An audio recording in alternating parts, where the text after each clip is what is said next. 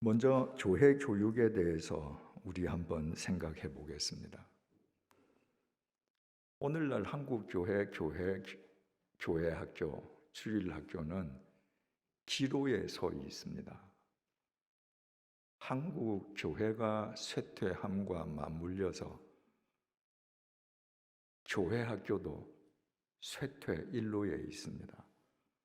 우리 세대는요, 한국 교회 주일 학교가 몰락하는 것을 바라보는 증인이 될 수도 있고, 우리가 하기에 따라서는 한국 교회 학교를 다시 중흥시키는 구원 투수가 될 수도 있습니다. 그러나 상황이 녹록지 않습니다. 2017년에 예장통합교단이 산하 2,000 교회를 상대로 주일 학교에 대한 설문조사를 실시했습니다. 그 설문조사를 위해서 동원한 사람들의 숫자를 보면요, 입이 똑 벌어집니다.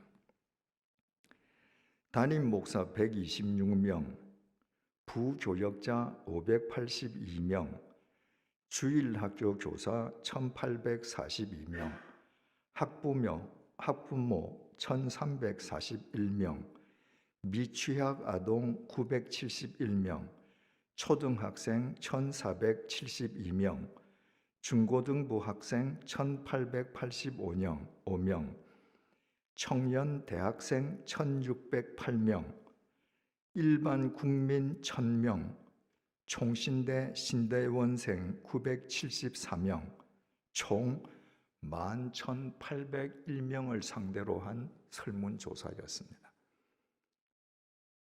합동측 주장대로 한국 교회에서 전무후무한 이런 메모드 설문조사는 없었습니다.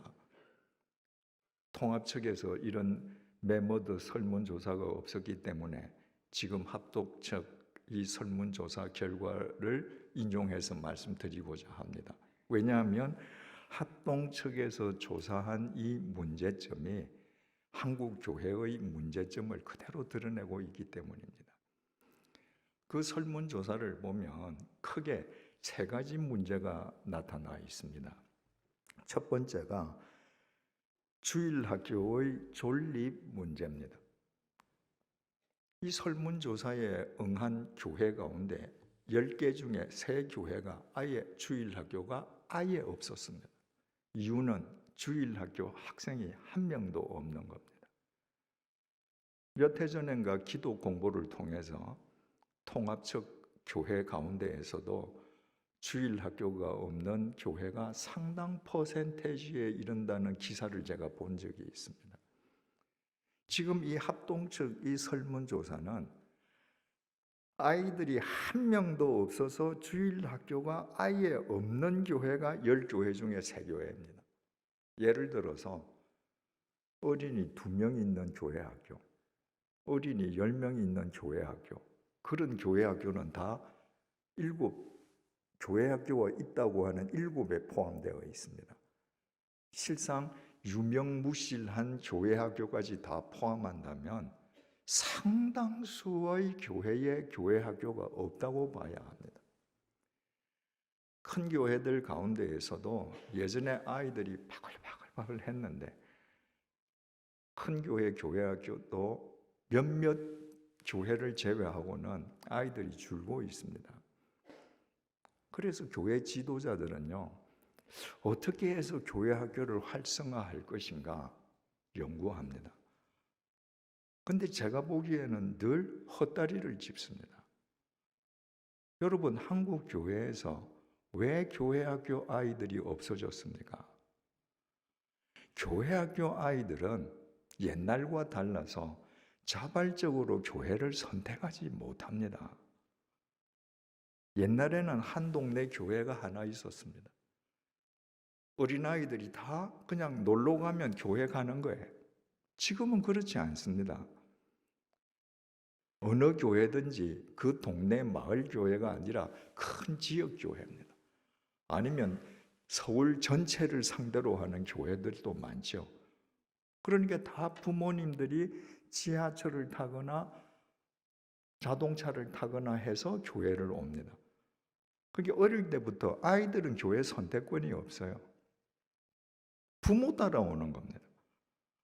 영아들은 어머니 품에 안겨서, 유치원생들은 손잡고, 그 아이들이 없어졌습니다. 무슨 얘기입니까? 주일 학교에 다닐 적정 연령 아이들의 부모대가 교회를 떠났다는 겁니다. 어떻게 주일 학교를 다시 중흥시킬 것인가? 방법은 하나밖에 없습니다. 교회를 떠나간 30, 40대를 돌아오게 하면 됩니다. 왜 30, 40대가 교회를 떠났을까요? 여러분 연세 드신 분들 다 30, 40대 거쳐오지 않았습니까? 30, 40대가 어떤 세대입니까? 지성과 이성을 바탕으로 이 세상에 대해서 모든 것을 비판적인 시각으로 보는 세대들입니다. 그 세대들이 있기 때문에 미래가 새로워지는 겁니다. 정말 귀중한 보배 같은 세대들입니다. 그 이성과 지성으로 세상을 비판하는 세대가 없으면요, 이 세상은 시간이 갈수록 낙후됩니다. 이 보배로운 30, 40대 그 젊은이들의 시각으로 볼 때 교회가 교회다운가? 아닌 겁니다. 제가 만약에 지금 30, 40대다. 그리고 어릴 때부터 교회를 다녔는데 30, 40대가 되었다. 아마 저도 심각하게 고민할 것 같습니다. 내가 교회 다녀야 되는가?